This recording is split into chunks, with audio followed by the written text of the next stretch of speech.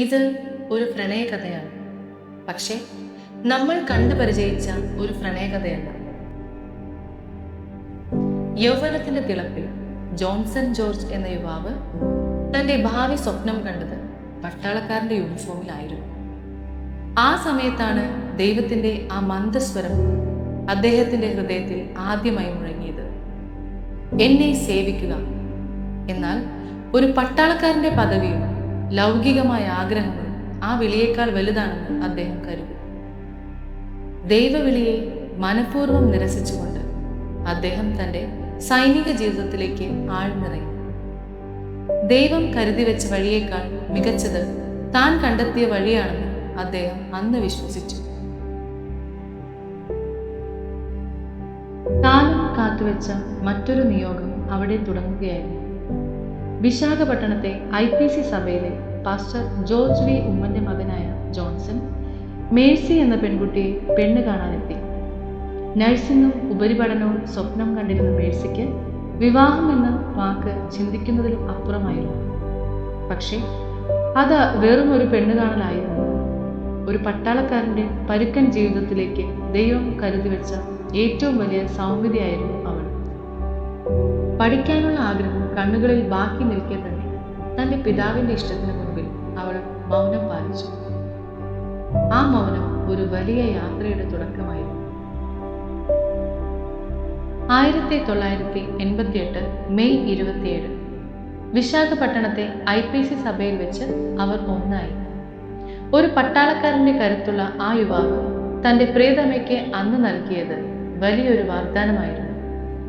താൻ കൂടെയുള്ളിടത്തോളം അവൾ സുരക്ഷിതയായിരിക്കും എന്ന്. വിവാഹശേഷം അവർ ഉത്തരേന്ത്യയിലെ മഞ്ഞുവീണ മലനിരകളിലേക്ക് യാത്ര തിരിച്ചു.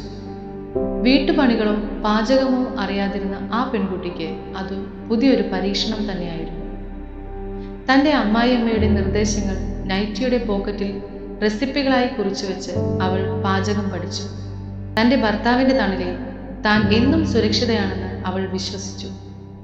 ആ പ്രണയം അത്രമേൽ ആഴമുള്ളതായിരുന്നു. എന്നാൽ ജീവിതം അതിൻ്റെ ഏറ്റവും കഠിനമായ പരീക്ഷണം കരുതി വെച്ചിരുന്നത് മറ്റൊരിടത്തായിരുന്നു.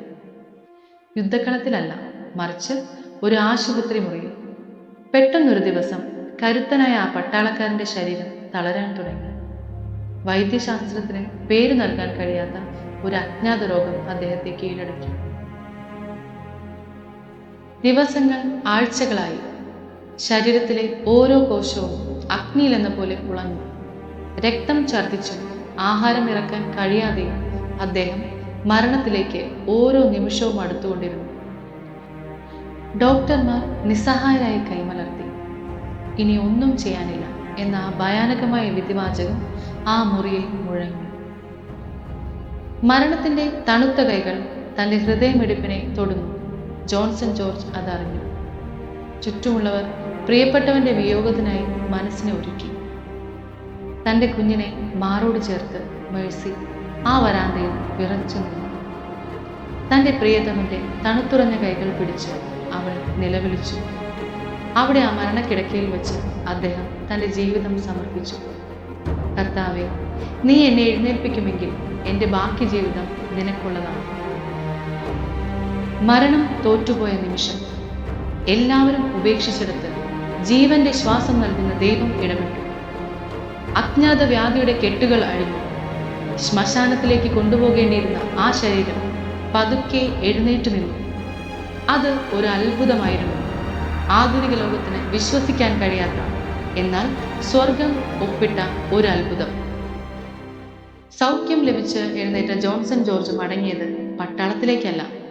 സുരക്ഷിതമായ ജോലി ഉപേക്ഷിച്ച് അദ്ദേഹം ആലുവയിലെ ഒരു ചെറിയ വാടക വീട്ടിലേക്ക് മാറി. കയ്യിൽ പണമില്ല, ജോലിയുമില്ല, 3 പെൺകുഞ്ഞുങ്ങൾ. അവർക്കൊരു തുള്ളി പാൽ വാങ്ങാൻ പോലും പണമില്ലാത്ത നാളുകൾ. ഇരുവരും ഡൂലോസ് തിയോളജിക്കൽ സെമിനാരിയിൽ പഠിക്കുമ്പോൾ ലോകം അവരെ നോക്കി പരിഹസിച്ചു, സഹതപിച്ചു. ജോലിയും കൂലിയുമില്ലാതെ ഈ മക്കളെ എങ്ങനെ വളർത്തും?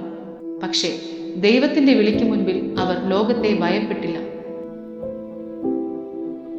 2004 സ്വന്തം വീടിന്റെ ഒരു കൊച്ചു ഹാളിൽ IPC ഗിൽഗാൽ പ്രയർ ഹൗസിന് തുടക്കം കുറിക്കുമ്പോൾ അത് വെറും ഒരു പ്രാർത്ഥനാ കൂട്ടായ്മ ആയിരുന്നില്ല. മറിച്ച് സന്ധിയില്ലാത്ത ഒരു വലിയ പോരാട്ടത്തിന്റെ തുടക്കമായിരുന്നു. ദൈവിക ആരാധനയ്ക്ക് എതിരായി ചുറ്റുമുള്ള നാട്ടുകാർ ഒന്നടങ്കം എഴുന്നേറ്റു. ഇവിടെ പ്രാർത്ഥന നടന്നാൽ അത് ചോരയിൽ അവസാനിക്കും എന്ന് കൊലവിളികൾ ആ വീടിന് ചുറ്റും മുഴങ്ങി. ഏത് സാധാരണക്കാരനും തകർന്നു പോകുന്ന നിമിഷങ്ങൾ. പക്ഷേ ജോൺസൺ ജോർജും മേഴ്സിയും പതറിയില്ല. ഭീഷണികൾക്ക് മുൻപിൽ അവർ മുട്ടുമടക്കിയില്ല. ആ കൊച്ചു സഭയിലെ വിശ്വാസികളും തങ്ങളുടെ ഇടയനോടൊപ്പം പാറ പോലെ ഉറച്ചു നിന്നു. മനുഷ്യൻ തടസ്സങ്ങൾ തീർത്തപ്പോൾ സ്വർഗം അവർക്കായി നിയമ സംവിധാനങ്ങളെ ഒരുക്കി അവരെ കാത്തുപാലിച്ചു. പ്രതിസന്ധിയുടെ ആ തീച്ചുളയിലൂടെ അവർ സഭയെ മുന്നോട്ട് നയിച്ചു. ദൈവത്തിന്റെ വിശ്വസ്തതയുടെ അടയാളമായി സഭാംഗങ്ങൾ വർദ്ധിക്കാൻ തുടങ്ങി. സ്വദേശികൾ മാത്രമല്ല, വിദേശ വനിത പോലും ഈ കൊച്ചു സഭയിലെത്തി ജലസ്നാനം സ്വീകരിക്കുന്ന അത്ഭുതകരമായ കാഴ്ചകളും ആ മണ്ണ് സാക്ഷിയായി. സഭയുടെ ആവശ്യങ്ങൾക്ക് മുൻപിൽ തങ്ങളുടെ കുഞ്ഞുങ്ങളുടെ ആവശ്യങ്ങൾ പോലും അവർ വലുതായി കണ്ടില്ല. വിശക്കുന്ന കുഞ്ഞിന് പാലിന് വകയില്ലാത്തപ്പോഴും മക്കളുടെ വിദ്യാഭ്യാസവും ഭാവിയും ചോദ്യചിഹ്നമായി നിന്നപ്പോഴും അവർ അത് തങ്ങളെ വിളിച്ചിറക്കിയ ദൈവത്തിന്റെ മുൻപിൽ സമർപ്പിച്ചു.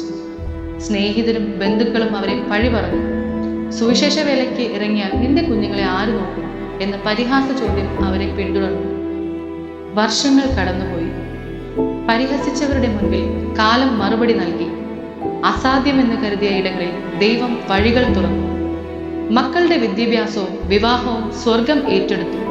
തന്റെ 2 മക്കളെയും മാന്യമായി വിവാഹം കഴിപ്പിച്ചയക്കാൻ ആ പിതാവിനും മാതാവിനും ദൈവം കൃപ നൽകി. ആരുടെയും മുൻപിൽ കൈനീട്ടാതെ തങ്ങളെ കരുതിയ ദൈവത്തിന്റെ മുൻപിൽ മാത്രം അവർ ശിരസ് നമിച്ചു. ഇന്ന് 2026 മെയ് മാസം. 38 വർഷങ്ങൾ പിന്നിടുമ്പോൾ ഒരു മനുഷ്യായുസിന്റെ വലിയൊരു ഭാഗം അവർ ഒരുമിച്ച് പിന്നിട്ടിരിക്കുന്നു. അതെ, ഇതൊരു പ്രണയകഥയാണ്. മുങ്ങിപ്പോകുമെന്ന് കരുതിയിടത്ത് താങ്ങിപ്പിടിച്ച് മരുഭൂമിയിൽ ഉറവകൾ തീർത്ത സ്വർഗസ്ഥനായ പിതാവിന്റെ അനന്തമായ കരുതലിന്റെ പ്രണയകഥ.